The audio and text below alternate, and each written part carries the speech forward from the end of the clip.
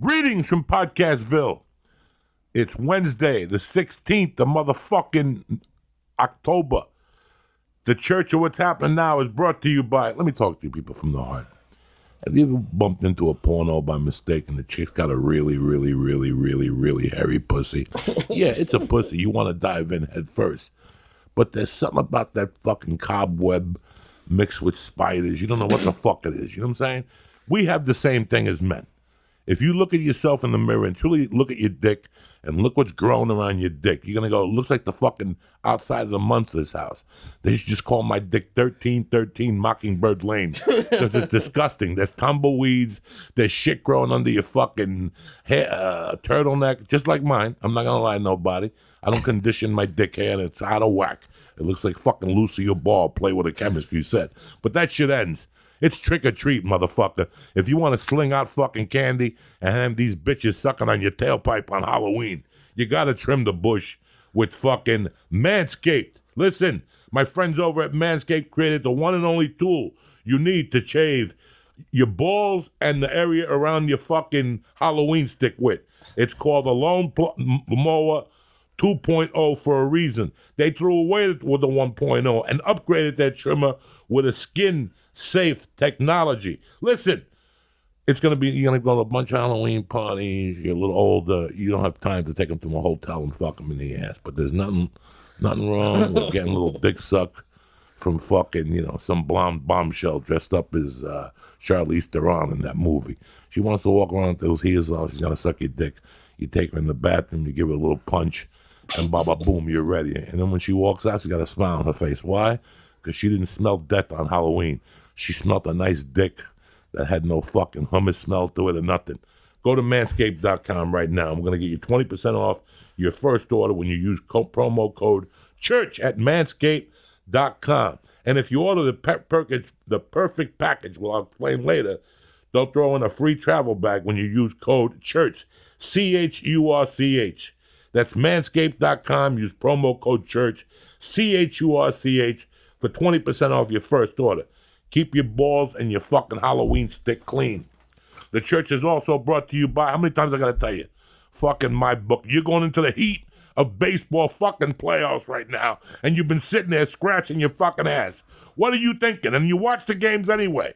But listen, if you're trying to bet NFL, baseball, MMA, UFC, Chinese ping pong, my bookies got it. They got it better incentives and more fucking lines than any other sports book, period. Listen, double your first deposit today. Use promo code CHURCH to get 100% bonus on your initial deposit up to $1,000. What are you fucking waiting for?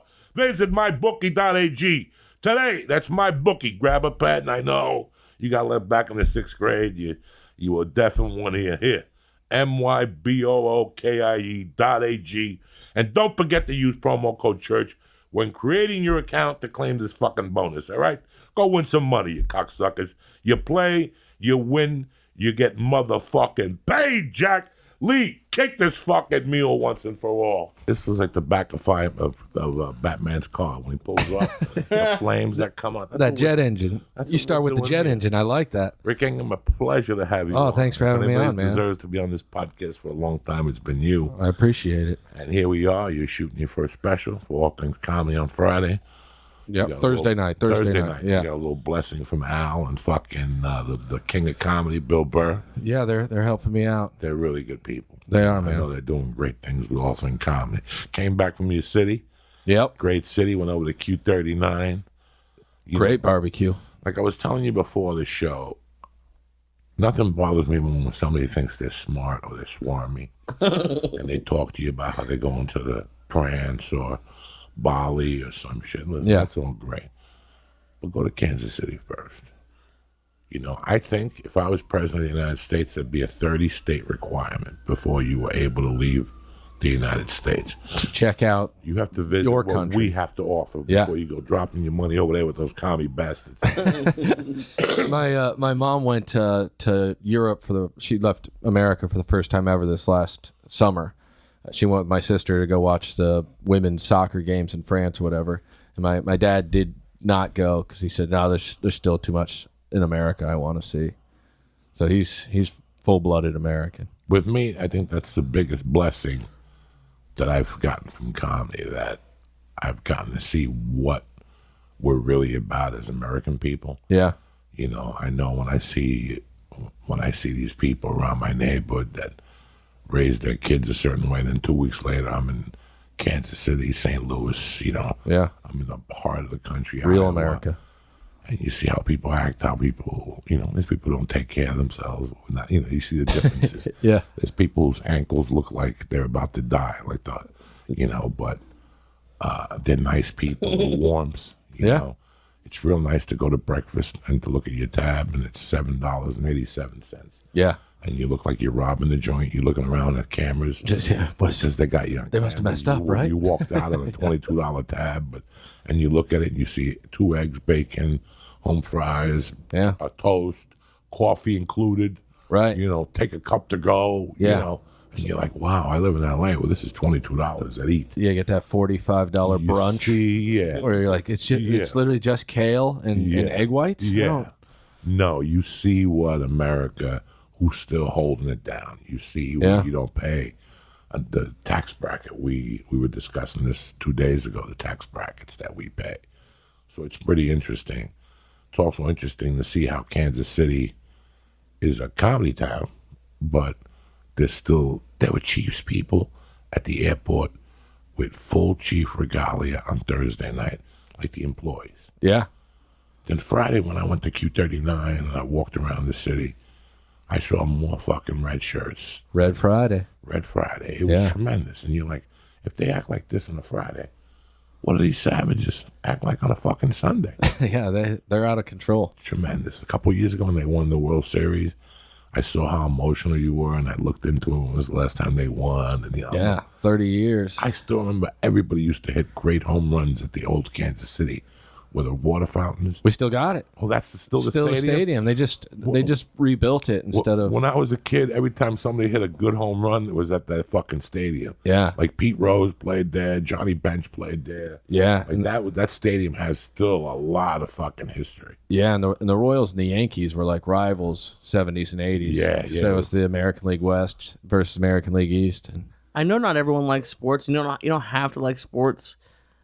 But like I still get choked up. Like there's a guy on the Celtics now named Taco they're going crazy. Like when they go crazy, like I remember for that Kansas City World Series, there was a guy from like Japan or China or something. he was a Korean. Korean. They flew him in and Yeah. he fell in love with the team and the city fell in love with him. Like when the like that's how I know I like the city. Like when like the stadium is full at the beginning and it's full at the end. Yeah. Like small stuff like that. We don't do that. The other night when the Dodgers, when they hit the grand slam, you could see people leaving. I hate that. There were yellow seats all throughout Dodger Stadium. You could see people leaving, and that's the style. It's like when you do a UFC in Vegas. Yeah. It's the last fight. You think those 2 seats next to you are empty. You tell your buddies to come down, and you'll see some guy come in for the last fight. Right. Go do that same UFC fight in the prelims. It's packed at prelim time. Right. Those people paid $298. They're getting every minute that's coming to them. Yeah. You know what I'm saying? They're getting every minute that's coming to them. Yeah, middle America, they don't fuck around with sports. You know, because that's what they have to do. Texas all week. Texas. Yeah. It's Oklahoma football. I mean, it's just I love it. I love this time of the year. I love to see the college.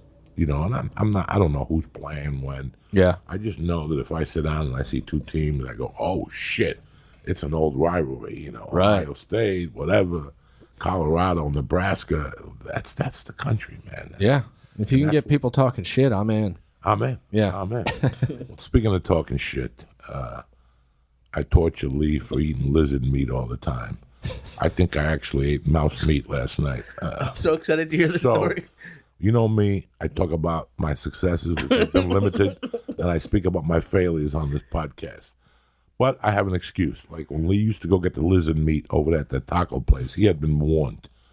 Okay? He had been warned repeatedly, and he kept going back. He kept going back. He kept going back. His father ended up in the hospital. He's never been the same again. Doesn't matter. If Lee's eating at it, they got lizard meat there. Fucking Lee. God damn it. There's a Cuban thing called bocaditos. They're tremendous. What are those? You need 1,000 of them. Of course. It's this fucking thing they make, like ham spread on white bread, and they cut the edges off, and they're all triangles, and they cut them in half. when you go to a Cuban birthday party, they got tables full of them, and they have like little olives in there. It's like a pimiento loaf. Okay. And you start eating them when you're high, and you just can't stop. And the next day, you're just shitting fucking seeds from all the pimentos you eat. All those little red strings, they're covered around your shit. So I told my wife around, there's a web page, there's a Facebook page called All Things Cuban, and they had a recipe for it. So I sent it to my wife. And I know it includes deviled ham. Does anybody know what deviled ham is? I've never even heard of it. Exactly. That's how fucking, you don't even want to know. It sounds authentic. The deviled ham was big in the 70s. It was a spread that you just put on bread and you ate it. And it really tastes like Vienna sausages crushed down. But God knows it was crushed in. Like, that's why I don't like hummus. Because everybody thinks it's just garbanzos. They don't know it's isosperm. And it's like fucking Arab. A lot of, yeah. Yeah, like you don't know what else goes in hummus. Some of Like, that try to make terrace hummus in duck your butter house. from the chode. Yeah. You eat that hummus and go, this doesn't taste the same. No, because there's no isosoja sweat on it. That's what they're trying to do to get into your DNA so they can try to radicalize you. So the next thing you know, you're fucking kneeling, fucking praying at lunchtime. You know what I'm saying? But Seen it 1,000 times. so last night at about 6 o'clock, it's Monday night, I'm off. I popped 300 milligrams of those capsules. I'm solo. I'm watching the Washington Senators, whatever, Nationals kick the fuck out of St. Louis. Yeah. And finally, my daughter goes to bed. My wife goes to bed. It's 9:15. I go, what a great time to write. At 11 o'clock, Sons of Anarchy comes on. It gives me an hour 45 to take care of little things. I wanted to write out a joke and whatever. Oh, my God. About 10:30, the hunger didn't fucking stop. So I opened up with a banana. Okay. I'm on Weight Watchers. I opened up with a banana. No biggie. Still hungry. Open up with an apple. Ooh, Not doing it. Not doing it, no. Then I got a protein bar. Boom.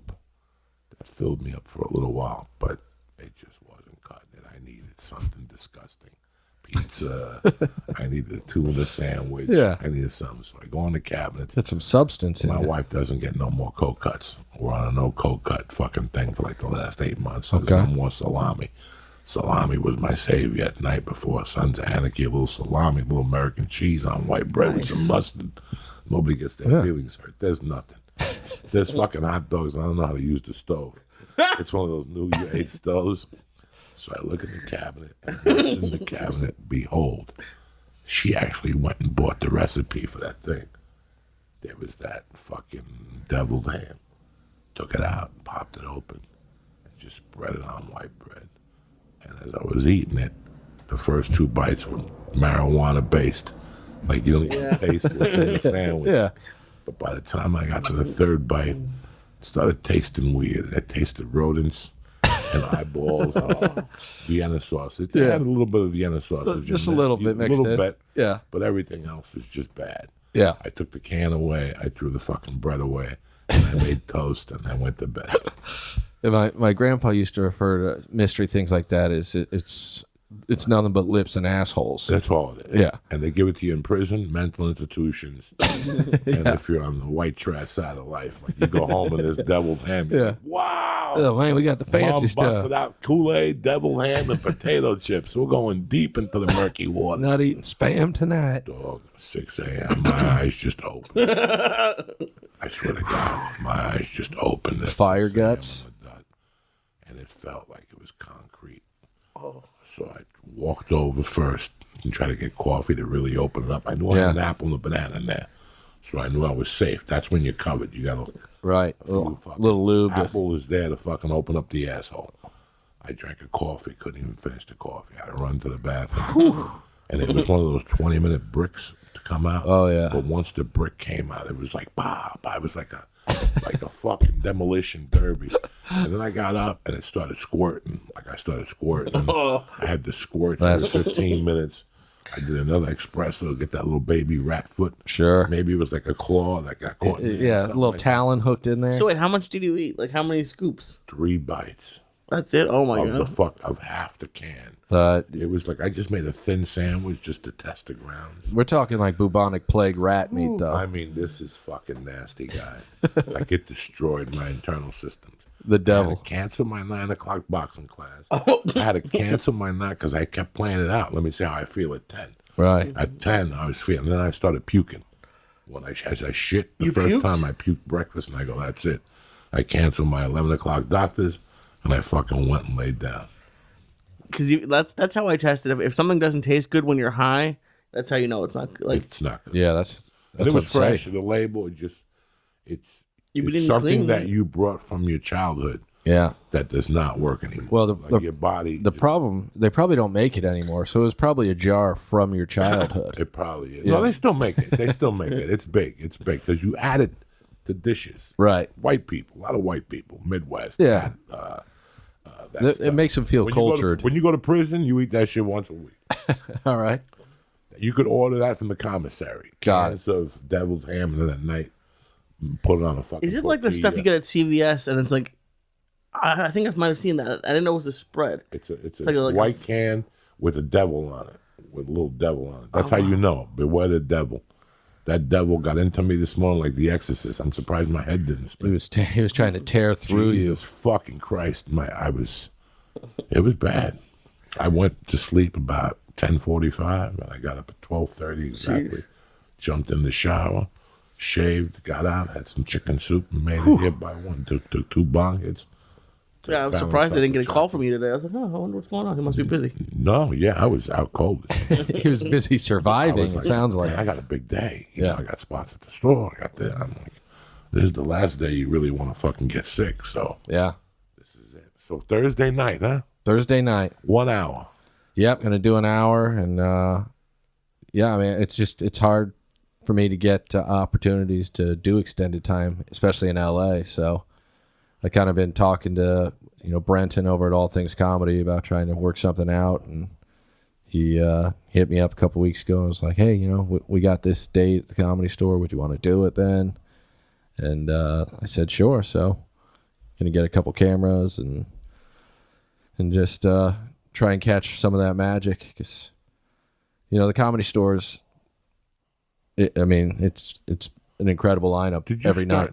Did you start in Kansas City? Yeah, I did. Time on stage. Yeah, I did open mic in Kansas City for like 2 years when I was in college at Stanford and Sons in down in Westport in Kansas City. The late Craig Glazer's comedy club back then, and it was weird. Like, I started, Chris Porter was doing the open mics back then there, a guy named Mike Baldwin, my buddy John Sheezer, pretty much the same, see the same people, Dustin Kaufman, the guy who now owns the comedy club in Kansas City. And but it was like I could get up once, maybe twice a week. And I wanted to be on Saturday Night Live back then, so I did impressions and shit like that. And always had my plan though, I wanted to move to New York or LA as soon as I was old enough to get into the clubs. So I was just kind of wasting time in college until I turned 21. And once I turned 21, started making the plan to move, and lucked into a situation where my girlfriend at the time cheated on me, and that really motivated me to get the fuck out as well. So things just kind of fell into place and moved out here. I actually came out for a weekend over Christmas the year before I moved out. Comic named Freeze Love. Good man. Yeah, he some sort of a friend of a friend told me to go down to the Comedy Store and meet this guy named Freeze Love, and he would show me around the comedy clubs or whatever. So I went down there. I was only 20, couldn't get in the club. Kind of was hanging out on the patio. Freeze showed up, talked to me for a little bit. He said, well, let's go in. I said, yeah, they won't let me in. He said, oh, no, you're with me now. It's cool. Walked by the back door guy. The guy said, yeah, he doesn't have an ID. And Freeze said, yeah, he doesn't need one. And we just walked right past him. They let me in, performed in the belly room. I was hooked. I'm like, oh, this is... Oh, you did perform? Yeah, they let me perform. I did like 7 minutes at the end of a show up there, like right around midnight or something. 10 people. And never even went to New York. I was so enamored by Los Angeles in end of December. It was like 75 degrees, and I'm just loving it. Got to perform and moved out end of the following summer. Came out, I was still 21. Started working the door. I did open mics at the Comedy Store, the Laugh Factory, all that bullshit. What year was this? 2002. Okay. So, I do the sit outside all day waiting to do the open mics, and Renazizi and Eleanor asked me if I wanted a job there, and started working the door there. And then I was working the door there. What a great door 6 staff nights that a was. week, and That was my all-time favorite door staff. yeah, it was a good You, crew. Me, Ari. Ari, yeah, Skippy Simon, My God. Renazizi, Cap. yeah. Duncan was the talent coordinator. Duncan was a talent coordinator. Duncan, when I got passed, when Mitzi passed me, it was a complete fluke. I'd worked the door there for maybe 4 months. I had like maybe 5 minutes of okay material, but Mitzi just saw something and was like, "Oh, you're a regular." But I was showcasing to keep my job as a doorman, so I didn't even think like, "Hey, I might become a paid regular tonight." And Duncan was sitting with her because Duncan's the talent coordinator. Duncan was the talent coordinator. So Duncan comes down. "Hey, man, you did great, man. Mitzi wants you to be a regular." And knowing Duncan, I'm just like, "God damn it, Duncan's fucking with me." And so I truthfully didn't think it was real at all. Like at no point was I like, this might be legit. It's just like, still fucking with the new guy. So and he's like, "Yeah, call in your avails tomorrow." I'm like, "All right, man." And then the next day, the Comedy Store called me and they said, "Yeah, you going to put in your avails?" I was like, "What? This is real?" And then Duncan was like, "Why'd you think I was fucking with you?" I go, "Because you're Duncan. You're Duncan Trussell. Why wouldn't I think you were fucking with me?"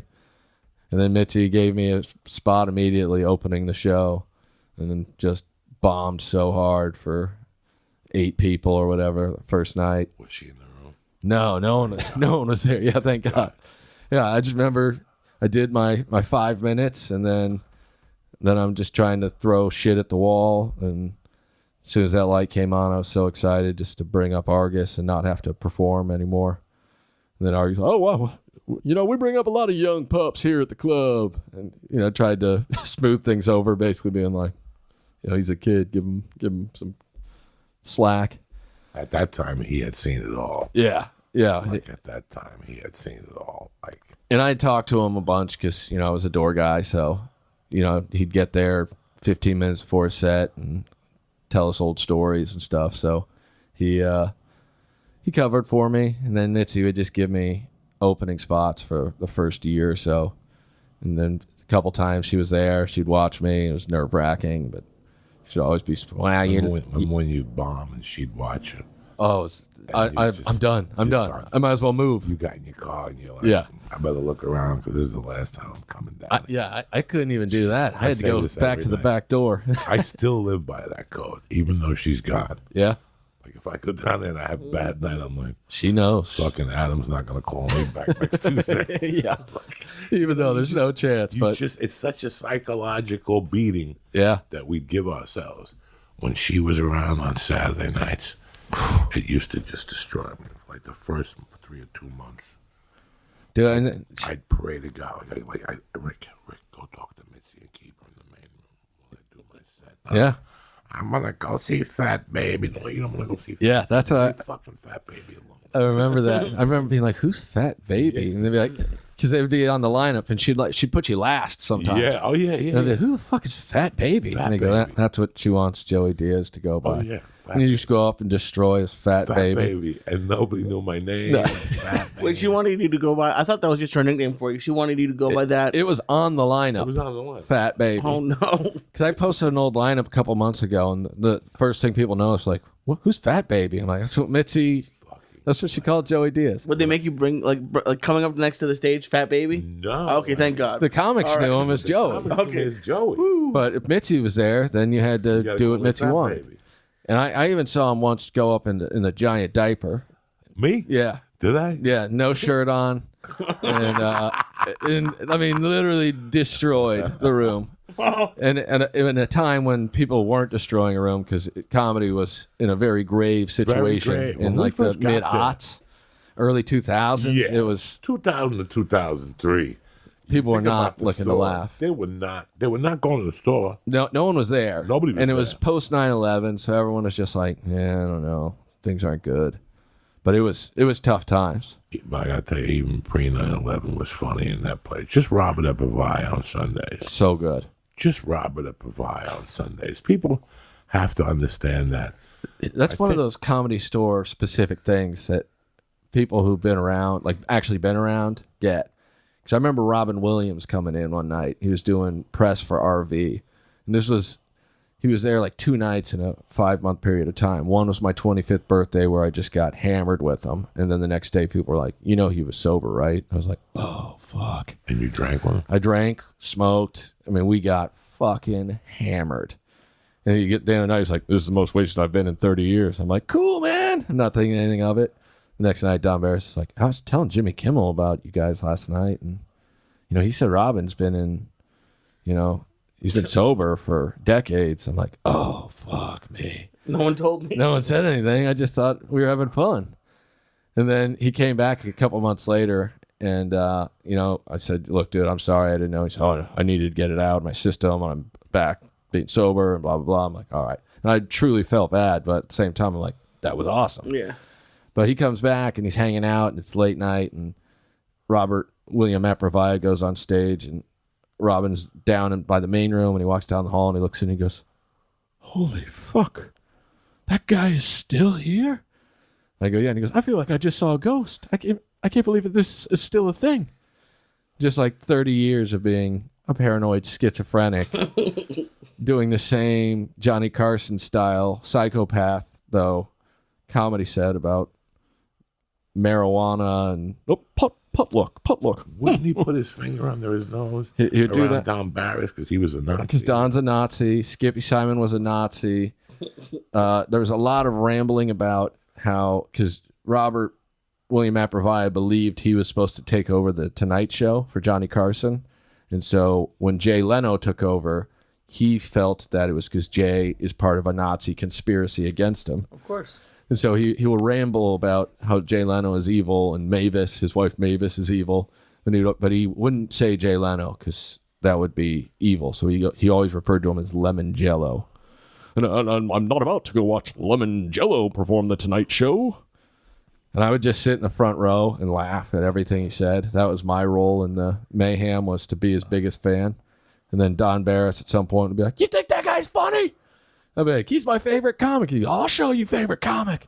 And Don would come down, physically pick me up. And at that point, I weighed about $145. You were tiny. And he would pick me up over, like up to his shoulders, and then just heave me at Robert Aprovia. And I'd just go flailing. And Robert, Nazi attack, Nazi attack. And he always called me Eric, no matter how many times I told him my name was Rick. Oh, I'm really sorry about that, Eric. He would lock himself in the bathroom. He'd have in that corner. Yeah. And that kept going on for a while. Same outfit every day. Same outfit. Stuffed. Green tooth. Yeah. Green suit, corduroy suit. Just same outfit. Trash bags. I never smelled them. Oh, it was rancid. horrible. Rancid. But I know the night that I was out of town, they lit the bathroom on fire to get him out. Yeah. And I got the call from Corey saying, well, did you light Robert Aprovia on fire? I go, I'm in Miami. Yeah, I'm not there. He goes, who the fuck would do something like this? I go, why would you think I would out of all the fucking people? It's got to be Joey. Yeah, it's got to be Joe. I wouldn't like. I didn't even. It's not that I don't like Robert. It's not I knew he was crazy. Yeah. And by the time Robert came in, I was doing coke. Yeah. So he was starting to creep me out. Understandably. Yeah. But it's funny. The story I'm going to tell you now is going to explain a lot of things to you. I have a lot of respect for the doorman there.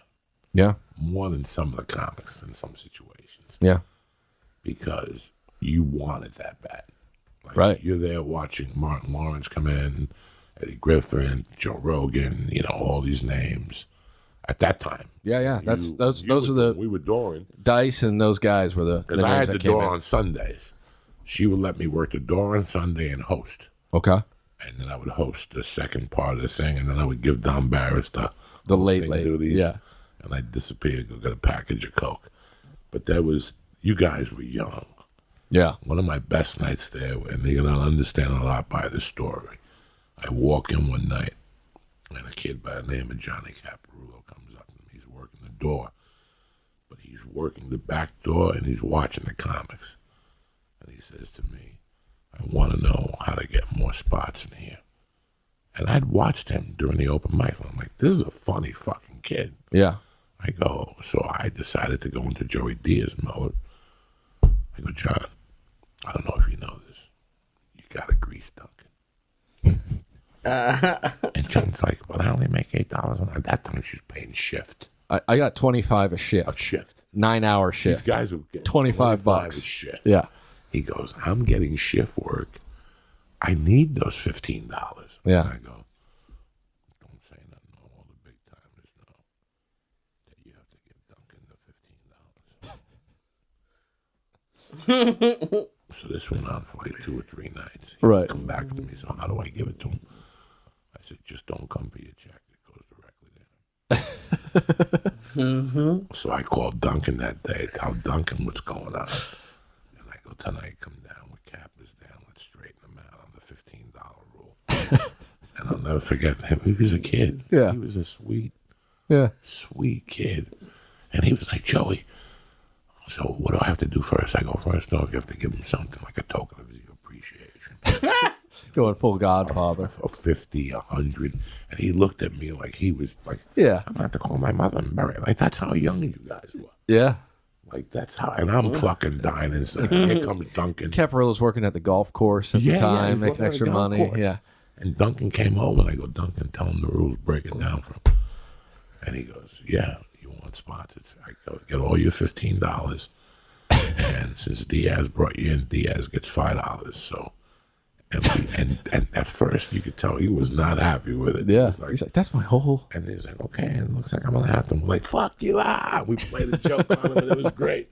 That's how much I love that kid. Like, Yeah. he was a kid. Yeah. Ari was a kid. Yeah. I still remember being on a fucking hailstorm and getting a call in the original room box. In those days, people would run out and go, Joey, you got a call. In Yeah. the original room. And you're like, what? There's no cell phones. I didn't have a fucking cell phone. Yeah. I had a pager. I Yeah. remember getting on that call, and it was like Austin, Texas had a fallout on Sunday night. And I had called her one night, Margie, out of the blue, and said, can I get it?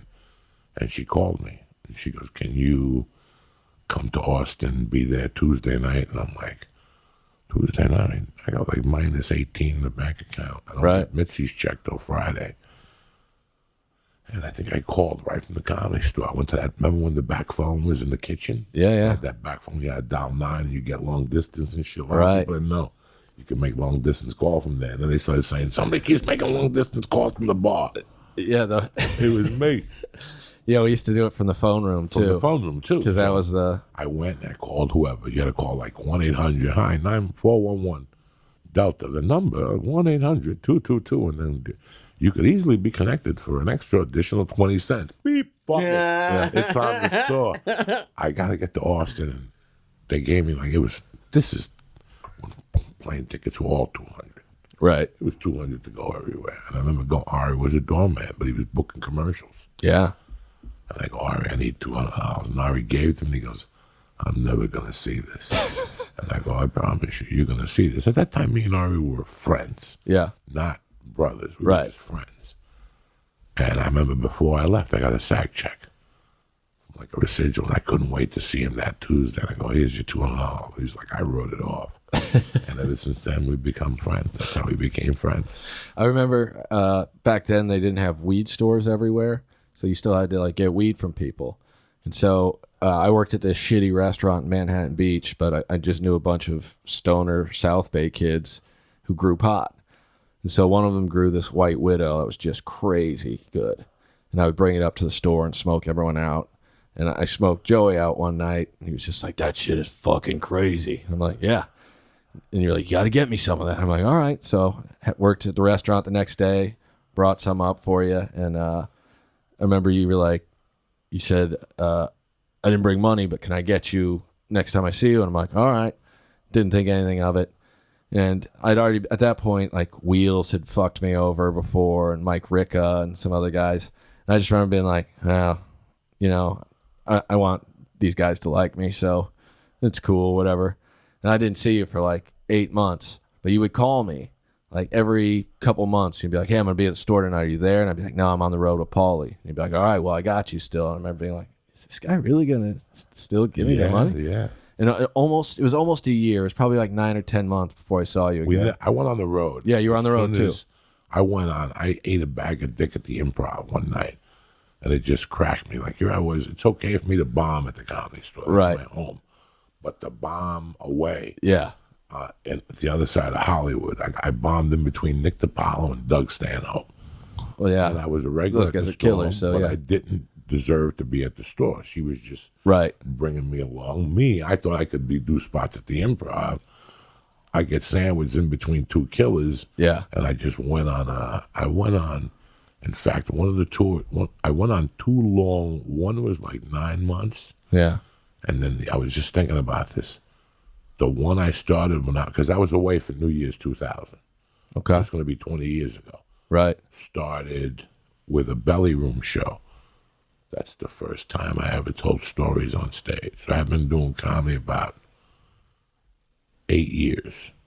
And I did a belly room show. Mitzi kept saying, do a belly room show. You get $5 a head or whatever the fuck it was. Right. I did a belly room show. I got like 40 people. I think I made like $100 or something like that. Yeah. Something shitty, $80 or something. Right. But I spent it all on blow. And somebody snuck a bottle of tequila, and we were crazy. Yeah. And we just went outside and got hammered afterward. And the next day, I think I would start with I would fly into like Buffalo and just do a weekend in Buffalo for Yoda, go over to Toronto. Right. This is pre 9/11. Yeah. Yeah, they would let me into Toronto. Right. Do a couple one-nighters for Yuck Yucks, come back, and then go city to city. Buffalo, Rochester, Syracuse, Right. New Jersey, northern New Jersey, the shore, Real touring. D.C. Yeah, but featuring and MCing. Yeah. Just banging it out. 300 one week, 150 1 week. You're going week to week. Nobody knows nothing. Yeah. And some of the weeks I had, there were weeks that were 2 weeks open, and I just knew something would happen. Right. I would end up somewhere. That Sunday night at the club, somebody's going to say, hey, what are you going to do next? Well, I'm looking for a spot. I'm looking for a spot. Well, I got a one-nighter on Tuesday, and my buddy one on Friday. If you want to sleep on my couch, you could, and there you go. Boom. Right. You're going to pick up 300, and, so I went out just going out. It's not that I went out on a world Joey Diaz tour. Yeah. There was no tours then. Yeah. You had anchors. Yeah. And while you were out, you were hoping. Yeah, not premier clubs. Half the shows are just at fucking bars and coffee houses. Mormons do not use curse words. Right. You don't even know they're Mormons till you get there. Yeah. You're working on a new bit of sticking your dick up your wife's ass without her knowing, and you get there and there's a fucking Mormon note. There's a Mormons tonight. Yeah. You cannot use any R-rated material. It just made you switch it up. Yeah. What did you learn all those early years at the store? You learned from every facet. You do, yeah. You learned things to do, what not to do. Yeah, from watching comics, both good and bad, you learn what you should never do, what is a good path to take. My problem early on, and I would do okay. I always did okay. I'd bomb some nights and I would do great some nights, but most of the time I was just doing okay then. I was doing what a lot of young comics do, which is I was almost imitating the comics I really liked. So I wasn't writing jokes from my perspective. It would be like I would be doing a bit, and looking back now, I'm like, you know what? I still think that bit would have been funny if I was Sebastian. But being me, I am nothing like Sebastian, and so it just comes off differently, and it would never work as me. But I wasn't writing from my perspective. I'm watching Sebastian crush every night and going, I need to write jokes like that. And so then working at the store and doing those late night spots and doing, even when I got opening spots or whatever, I never got good spots, so that's out of the question. But I was learning. It took me 2 or 3 years of learning just to be myself on stage. Not what I thought I should be, just actually be who I am. People would always go, you're so much funnier off stage. And so it took me a long time to figure. Does that bother you? Yeah, drives me mad. It drives me crazy. And I know people were doing the same shit to you because you're just such a funny person, in a conversation where you're like, how do I translate it? And it just took, it took bombing a lot to learn to finally be me. And then once I was me, then it was, at that point I started doing a lot of crowd work because I just felt like such a fraud doing the same jokes every night. And once I started doing crowd work, it really started kind of opening up my ability to to do well. I started having more sets where I was kind of crushing. And as more and more comedians started hating me for doing it, that I'm the type of person that I kind of get a kick out of pissing people off. So it was like, oh, this is what I want to do.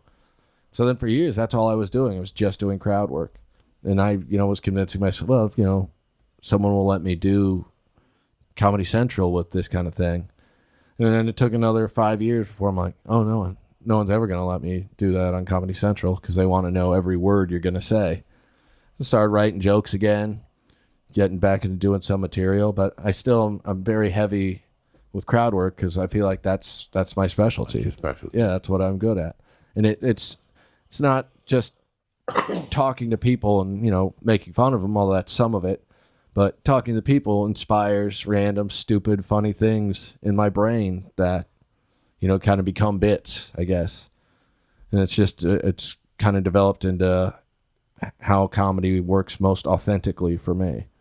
So You look very organic up there doing it. yeah. Which is the number one thing when you do comedy. Yeah. Is you want it to be as organic as Right. it could be. That takes years to learn. Yeah. What is organic for those words to naturally come out of you. When you see Doug Stanhope say that word, and you try to mimic that word, it's not naturally coming out of you. It's a funny word. There's words that are funny. Xylophone. Yeah. Tuxedo, Yeah, whatever yeah. the fuck they are. But that process that you learned at the store, I picked up a bad habit in New York. When I went to New York in 93, everybody spoke to the audience. And I used to go up there I would take a 30-minute gig, knowing I had 8 minutes of material, counting on 22 minutes of, hey, how you doing, where you from? Right. And I got pretty good at it. Yeah. I got pretty good at it, 30-year comedy, 40-year comedy. I was still writing, but that was my go-to, was improvising. And then by the time I went to Seattle, I was really doing it. Right. I was fucking making a living of it, but I knew two things. It was 50-50. Right. It was either going to destroy or it was going to be a long night. Right. Then I got to L.A., and at this comedy store, it took me like 2 years to find my voice at the store. I'm lucky that she stuck it out with me for 2 years. As a comic, you go through a lot of shit like that, going from a road feature to becoming a comedy store regular. There's a lot of mysticism that goes through your head. Right. So the first thing they tell you is not to talk to the audience. Right. Okay? And then it's like you have this, you're not supposed to talk to the audience, but you do it. And I kept doing it at the store. I kept going through all these phases of tonight, I'm going to say a bit and let them pause before I go into the next one. Like I did experimental shit. Sure. By 2 years, it cost bombing. Experimental in the comedy world means bombing. Yeah. Don't ever get those words confused. Yeah. When a scientist is doing an experiment, he's doing it for something positive. When a comedian is experimenting, that's the equivalent of us saying, we're going to go bomb. Oh, yeah. I'm going to go fuck I'm up going to be tonight. experimenting with some things. Unless you got a lab coat on, you're either sucking dick or you're bombing in my fucking world. Yeah. And that was the thing that I wanted my percentages to get higher. So little by little, I went away from talking to the audience. And that time in Jersey, when I was already a regular, and I was doing Analyze That. And I took the week in Jersey for a film. And I called the guy and told him I'm shooting this movie. So right away he wanted to hire me. Sure. And he made me a feature for a headliner. And that was if that was 202, if I think Analyze That came out in 203, Yeah. I was still doing the thing. But now I was doing it at the store every night, which was making me fucking deadly. Oh, yeah. Craft Vinny is honed. Favorito started coming in. Yeah. And he was very good at that. But Vinny Favorito really wasn't improvising.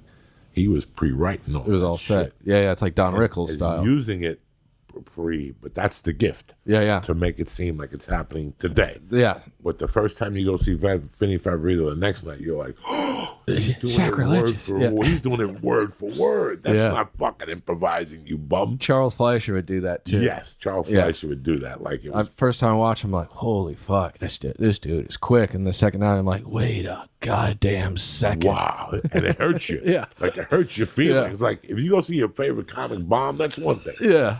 But to see your favorite your comic do you feel like you've been duped. You're like, I want my $20. This guy fucking lied to me. I saw the line on the pigeon. You know what I'm saying? When it flew away. Well, as a young comic who I don't really do any crowd work, it seems like such a risk to do all crowd work because I do bits for weeks and months before I try it out at a real show, and for you to just say what's on top of your head at a real show for the first time, like you said 50-50, to me it's even like 25-70. Like there's such a big risk of it bombing that I don't even want to take that risk. So to hear that like you're just completely going up there cold is amazing. Explain to him that improvising isn't something you choose. Yeah. Improvising is something that one night you realize you're in a jam. Yeah. You're in a jam. You definitely are doing it You're in a jam. You're teaching yourself to swim. You're drowning.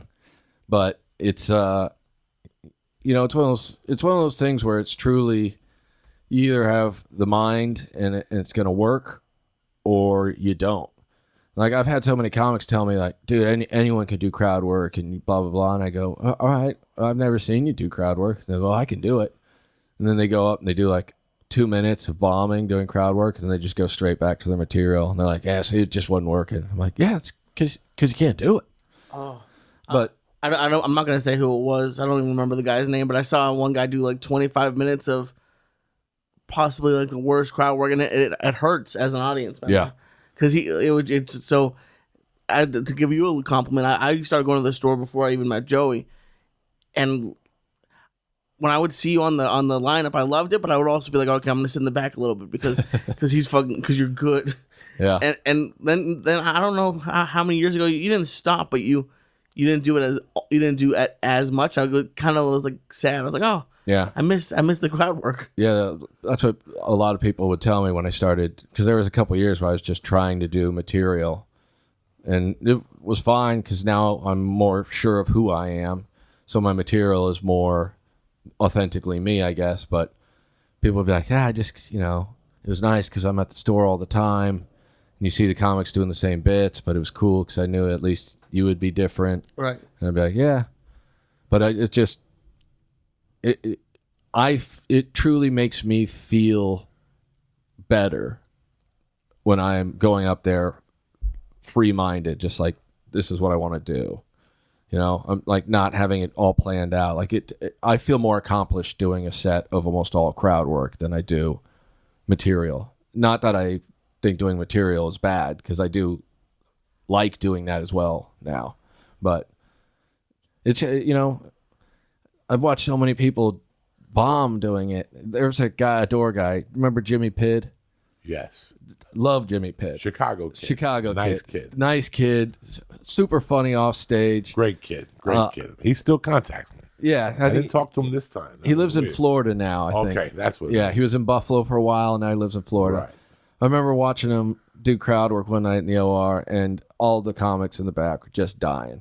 But there was just nothing to it. There's no substance to his crowd work. He'd be like, yeah, where are you from? Someone would be like, New Orleans. New Orleans? Ain't never been there. And then that was the end of it. We're all just like, what? What? That's your reference? Is that you've never been there? But it literally was destroying all the comics in the back. All of us just losing our shit laughing, and the crowd just like, what the fuck is going on? Have you ever thought of something so quickly that when it utters your words, your insides almost break from laughter? Yeah.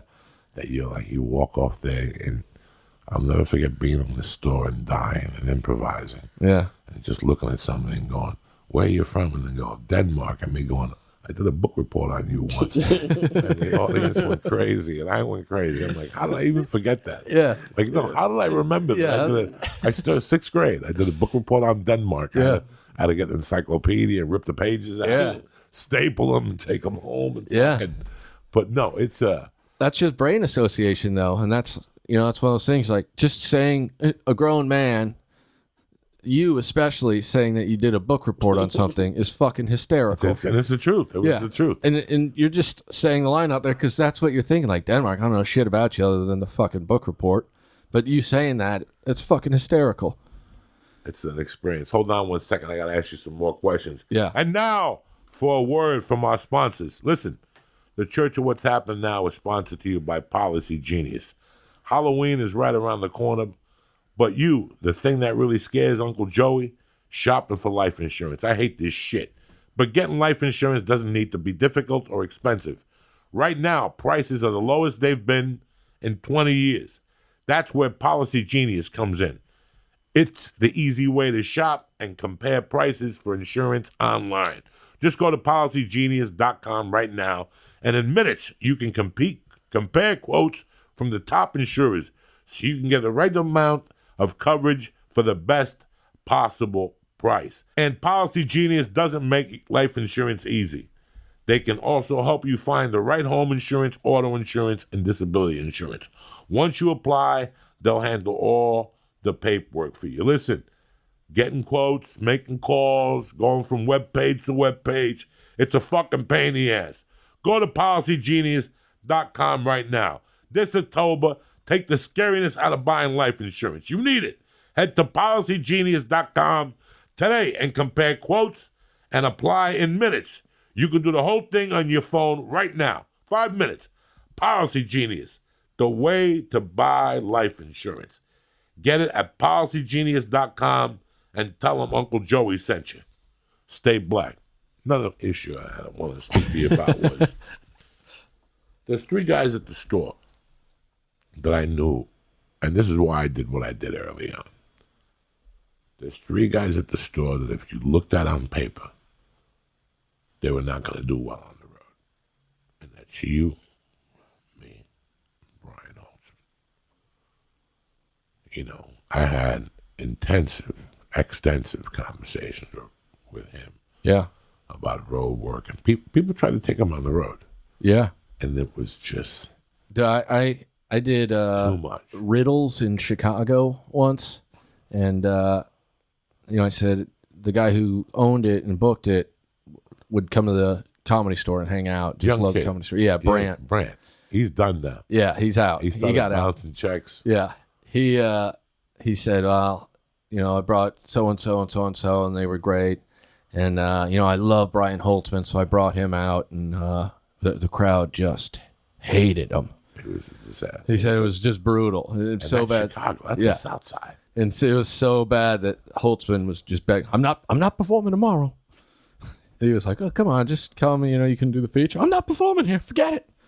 He said Holtzman bombed so bad the 2 shows on Friday night that I think he eventually did it, but Brand essentially had to be like convince him, like, dude, just come tomorrow. It'll be fine. And I think he had him feature instead of headline to switch the feature and the headliner.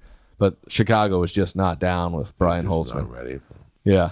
And they you've had some problems on the road. Yeah. And my first couple of years on the road, I had tons of people telling me not to call back. Really? We enjoyed you for the weekend, but you're not really our cup of tea. Right. We got a lot of complaints, Yeah. And then it went then I became a regular at the store, and I started trimming off the fat. Right. You learn from watching other guys that are at your level. That's what's really important at the store. That you guys listen to the class that you were with is, and just because you were a door guy, you had Brent with you that walked in with you, and Sebastian. Yep. It was a hell of a class. It really was. Yeah. It was one of the best classes to ever walk in there. Yeah, it was great. And I was like really the freshman. with us. Yeah. Yeah, like you guys meshed with us right away. We were like 10 years older, but it was the best class. Like that, Rick Ramos, and the guy that got really chubby, Jason Lucas. Oh, Jason J-Lo, yeah. J-Lo, you know. This is family. Yeah. Richie. Dude, Richie Taylor. Richie Taylor. What the funniest man to never do comedy.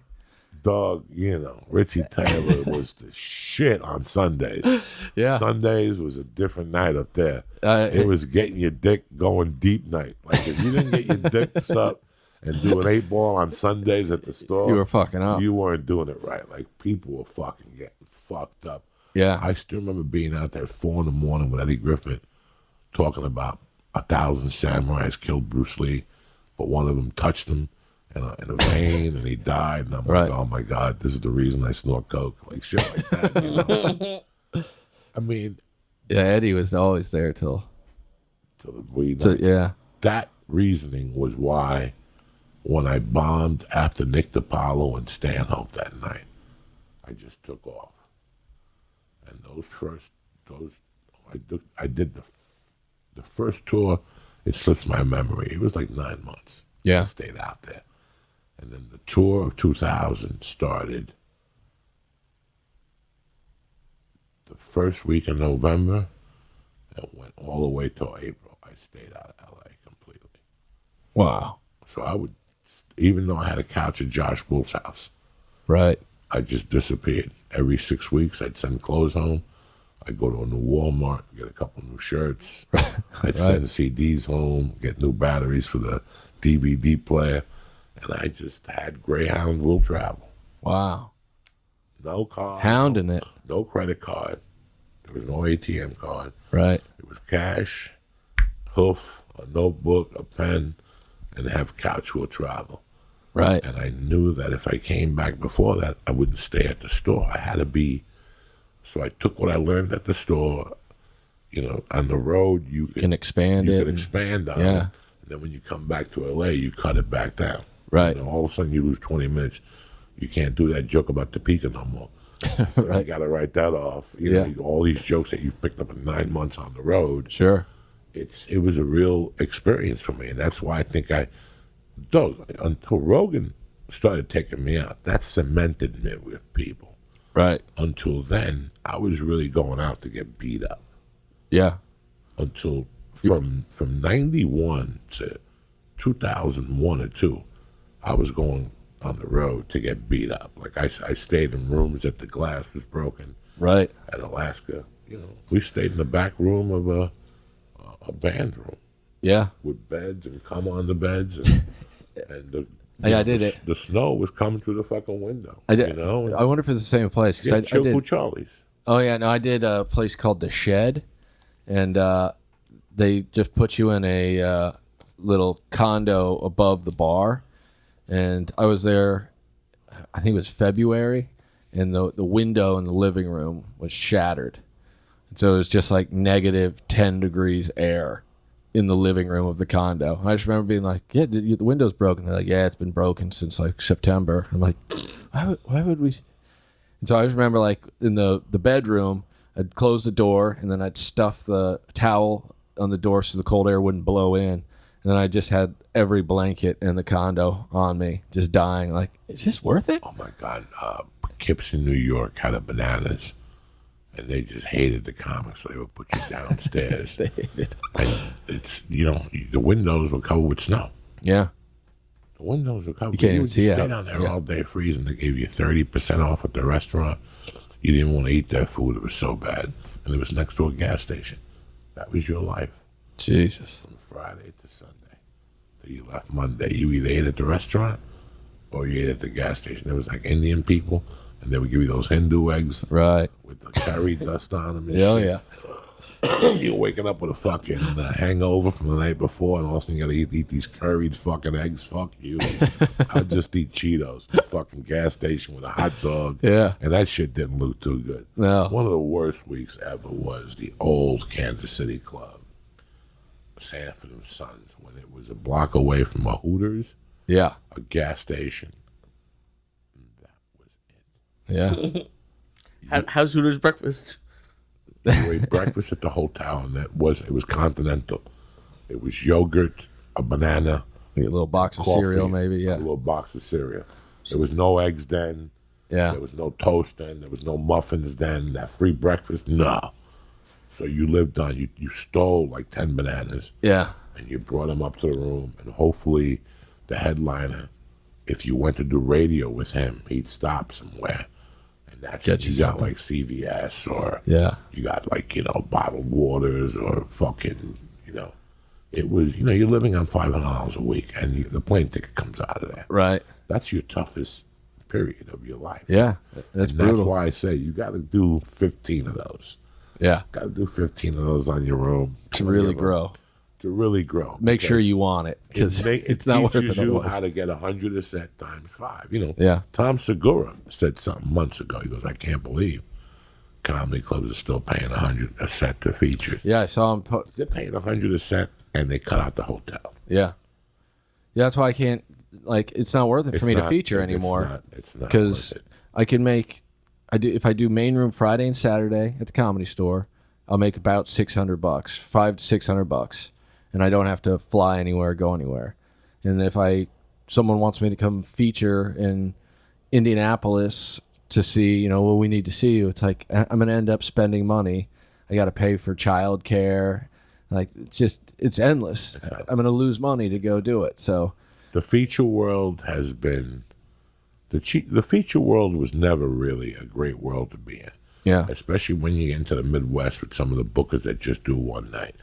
But the feature world is just to improve, yeah, to go to different cities, to learn the different cultures you of the time, cities. yeah. You go into deeper holes yeah, where I wouldn't go at this level right now. Sure. You'd go into deeper holes. Like you go into Billings, Montana, and Right. the other one in Montana where, I'm thinking about going to Billings next year because I used to go there. Well, nobody goes to Billings. yeah. Must have 1,000 fucking comedy fans that are ready to go to Billings. Montana's fun. It's a little Montana's backcountry, but it's fun. It's fun. They were doing 150 miles an hour for a couple of years. Yeah, they're not going to Cut get down the offended by speed limit. jokes, which is beautiful in this day and age. No, they're waiting for Yeah. somebody to come up there. Yeah. If you look up Montana, there's really no comedy rooms. No, I guarantee it's whatever Tribble has. there's no population to keep something. Like I guarantee you could draw there, but there would never be a club that could just Live book off. you and then have 3 weeks of guys who aren't known because there wouldn't be a crowd to go do it. But all those cities are small, and they're looking for something to do on a Friday night. Very true. Even the one they opened up in Alabama. Didn't they open up a club in Alabama? Yeah, What is it? Zany's opened one. The Yeah. Stardom, I Zany's thought. opened Okay. one. It's Right over. It's 4 hours from Tennessee, yeah, and it was great. it's the same I gotta be same honest. company that has one in Arizona. And, yeah, What Levity Yeah, or something Levity, like yeah. that. It's great. It's a great room. Yeah, The I've guy's heard. from Philly. He brings cheesesteaks and he Hilarious. really tries.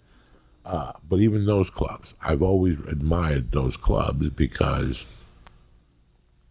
they're starting from scratch. they're providing something. Yeah, It's very easy to open up a club in Atlanta, but then you got to go hand-to-hand combat with 6 the other clubs. Yeah, You open up something where nobody else is, where you're the only fucking thing. yeah, It's going to take you 6 months to establish yourself, yeah. especially if you open up in June, Right. like Montana, Utah. There's cities that you're not going to draw during the summer. Buffalo. Everyone's going to be out. Buffalo every August. He goes in his pocket. He loses every August. Yeah.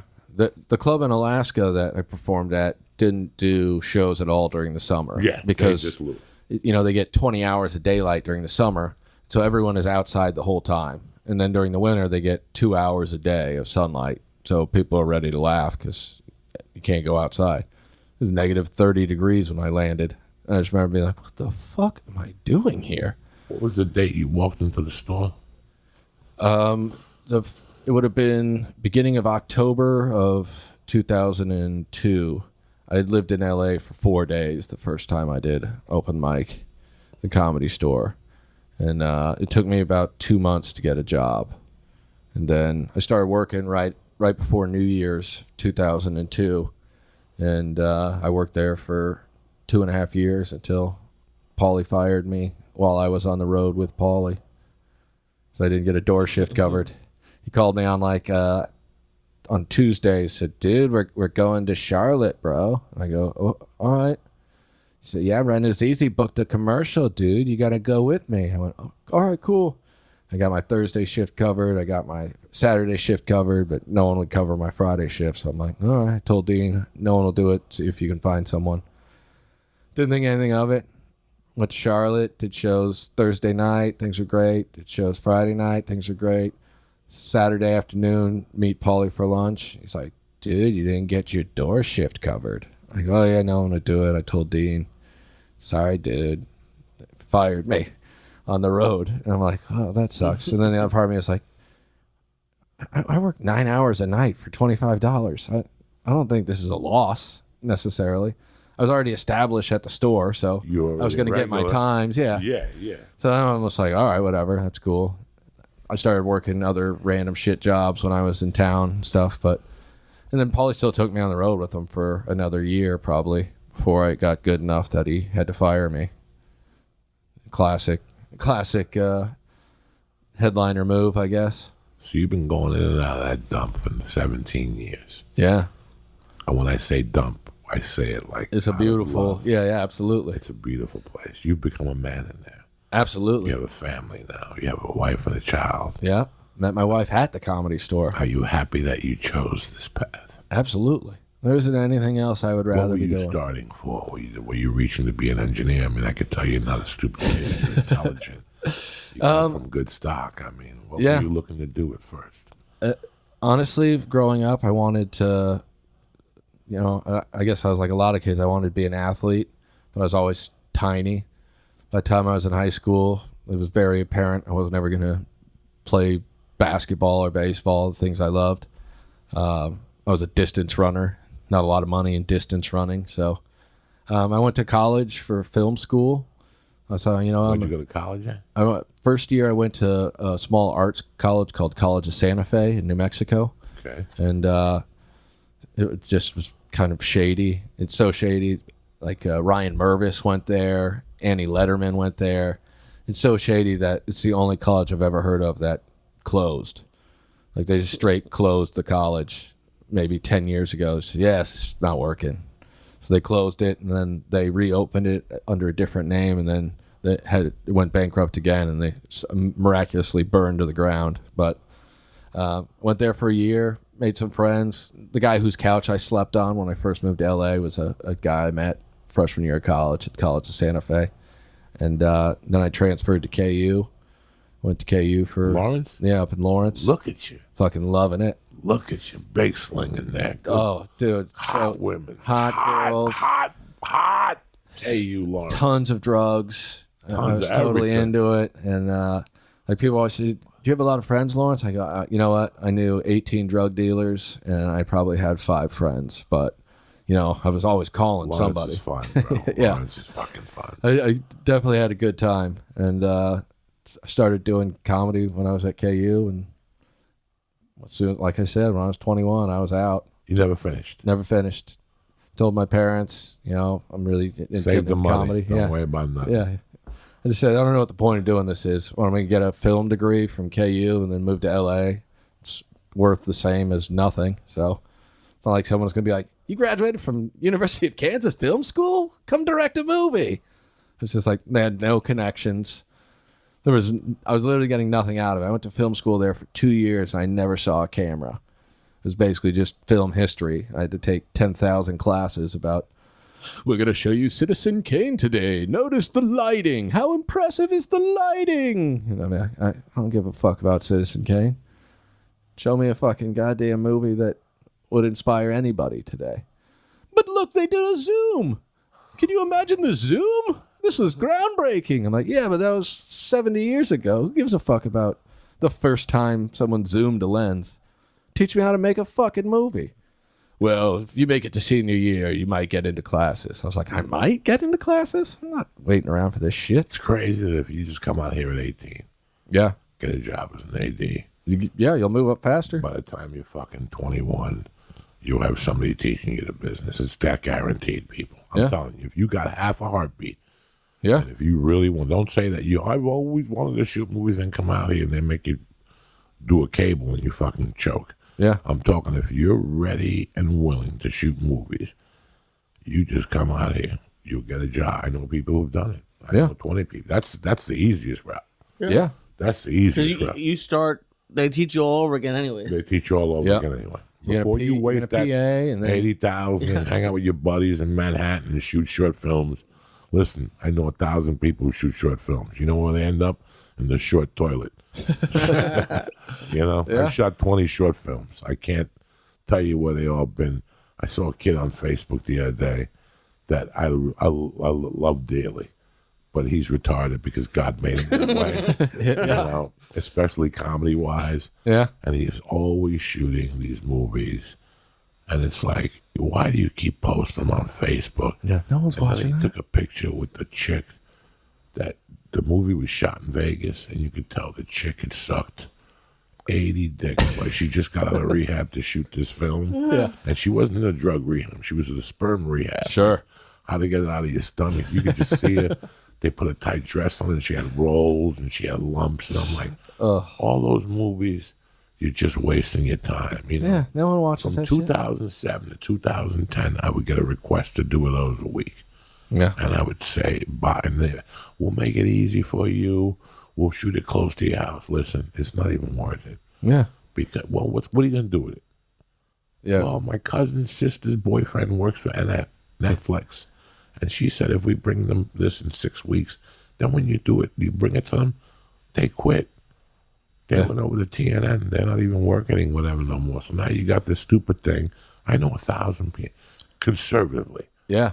between short films, specials, films that they remortgage their homes for. Yep.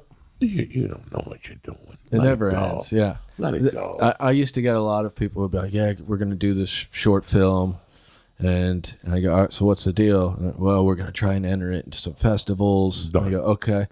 And then the other thing I noticed, like, I knew some people who made short films that they used basically to try and, sell an idea to a studio or whatever it was. And so then I'd have friends who were like, yeah, I got this small part in the short, and, they're pitching it to so-and-so. And then they make it, and it's kind of crappy, but it looks nice, I guess. They used the right equipment. And then they pitch it to whatever studio they were selling it for, and they buy it for a little bit of money. And any extra money they have, they use to hire people who are not the people who made the short film. Yes. So you basically just gave someone else a break I instead. think listen, the adage is this. This is it, and write it down if you want, because it works. First time, shame on you. Second time, shame on me.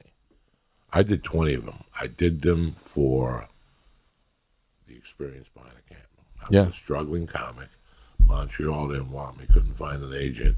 The only way I could get it is through the back door. Yeah, that's still where I am. So, It's funny but that I'm not doing it. I did one that was very mobby. That had Fox. Fox has different divisions. Yeah, It had Fox all over it. I mean, fucking great food, Red Bulls on the set.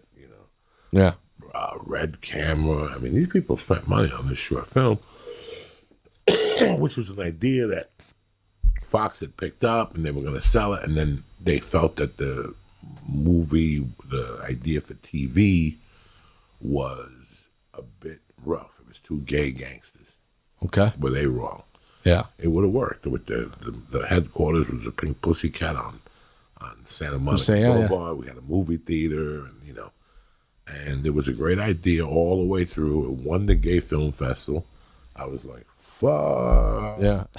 They still play it on the Gay Network. What's it? Logo? Logo. They Yeah. still play it. People hit me up. I just saw you on Logo. Oh my God. I did that one. Then I did another one that while I was shooting it, I heard whimpers from a friend of mine that they were negotiating that script for a bigger studio. The director was unsettled, so he wanted to shoot it immediately Right. make it a low budget, which a lot of people didn't get paid, which I was one of those people. He sold the movie. They did it, and they did exactly what I mean, these people are going to pay me $100 a day, and they were like, hi, we're starting rehearsal on Monday the 18th. And I'm like, rehearsal for what? What is this, Oklahoma? Yeah. What I didn't sign up for a play. rehearsal? Yeah. There's no rehearsals for $100 a day. Yeah. I went back and forth for 8 hours. Yeah. Like, Papa don't rehearse for $100 a day. When I did Spider-Man 2, they paid me scale, and there was no rehearsing. Yeah. So if you want to rehearse, you come down to my house and I'll do rehearsals. I'll read line with you. They were furious.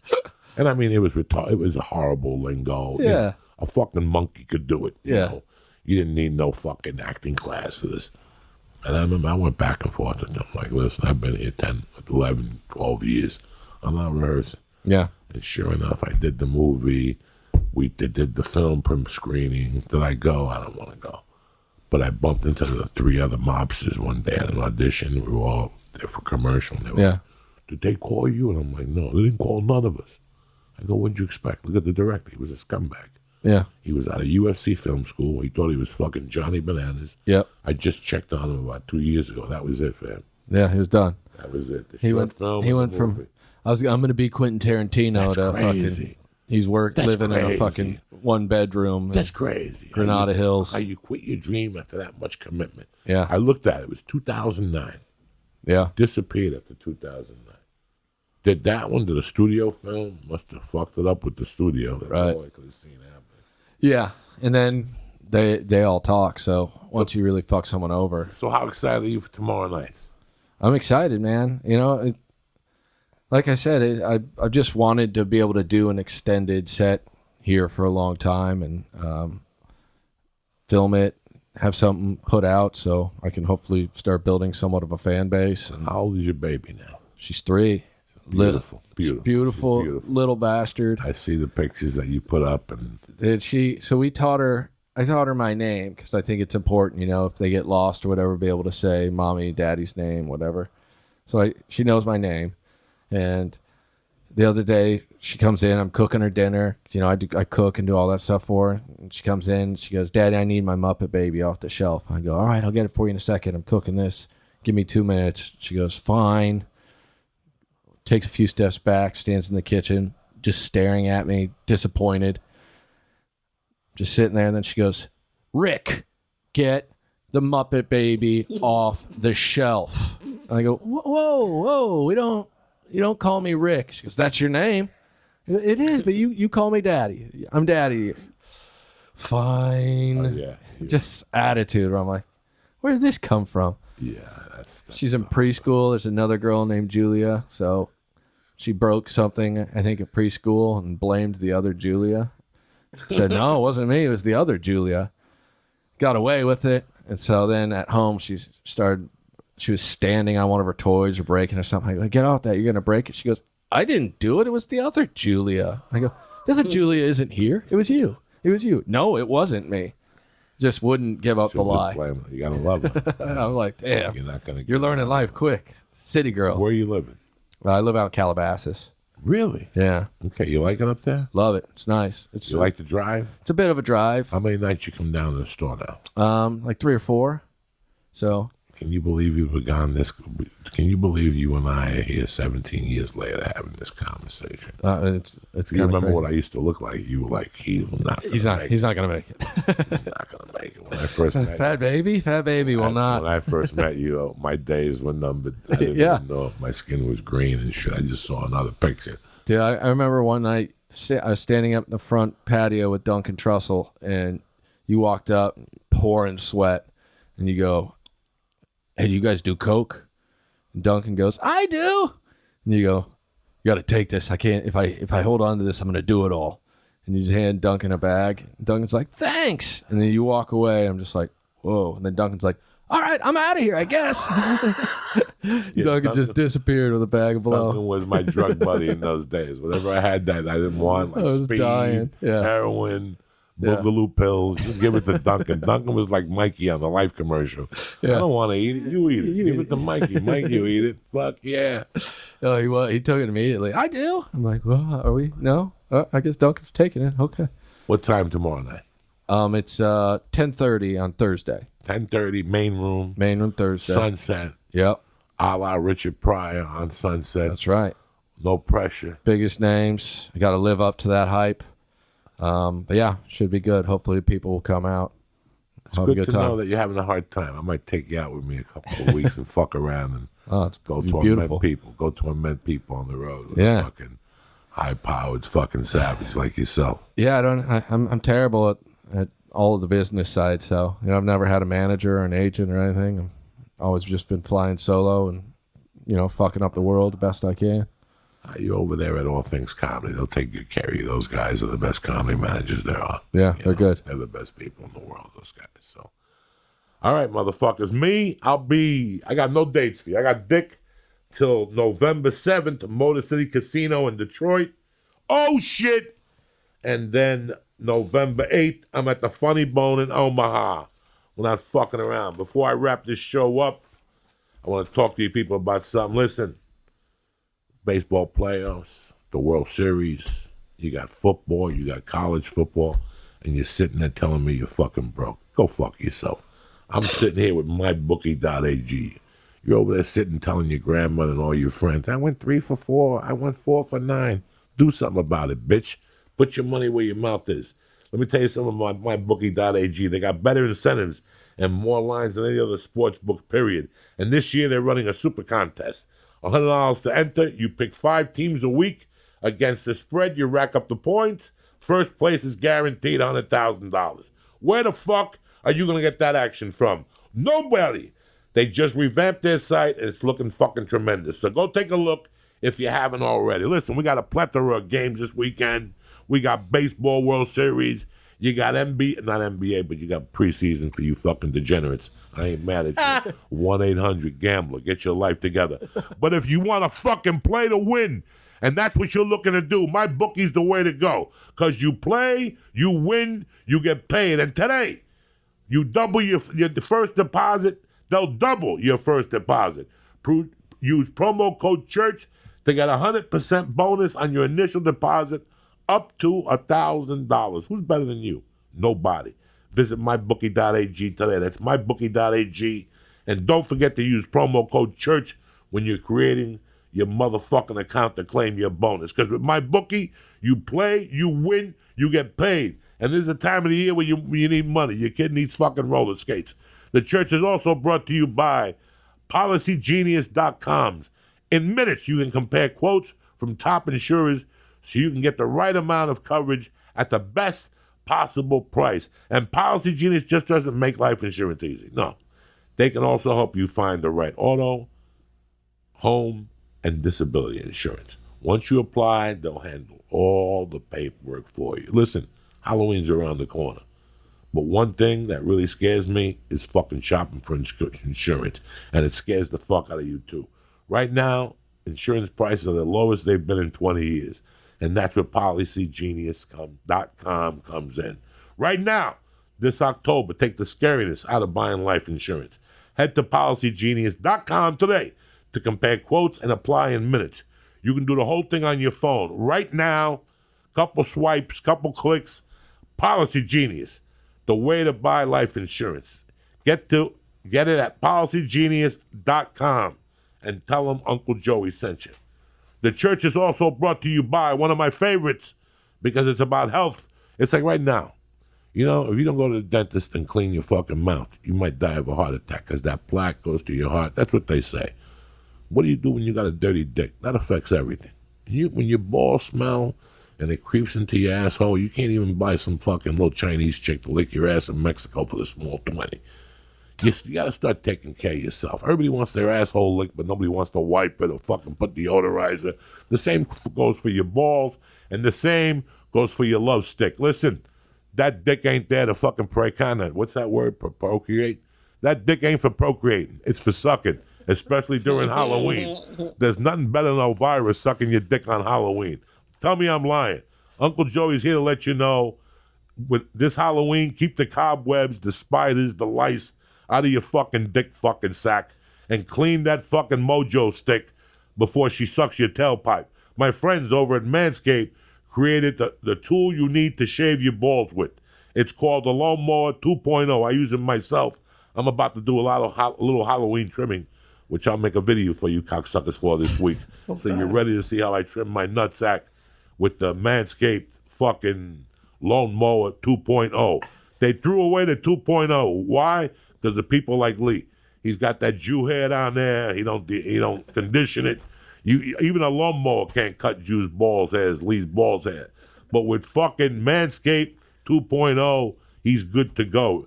It's a skin-safe technology for you momos in the back. That means it won't nick or snag your ball sack. No stitches. You understand me? You ever have a girl only suck one fucking nut because the other one's got stitches on it? You don't need that aggravation. Plus, it's perfect to travel, and it's easy to charge. You can Manscaped wherever you go. You could do it one-handed while you're finger banging your wife with the other hand. Manscaped will get your fucking schlong looking nice and shiny. Remember, you trim the fucking yard, the tree looks bigger, right or wrong? That's what I'm trying to tell you. You want to get your dick sucked on Halloween? Trick or treat, motherfuckers. Manscaped Lawnmower 2.0.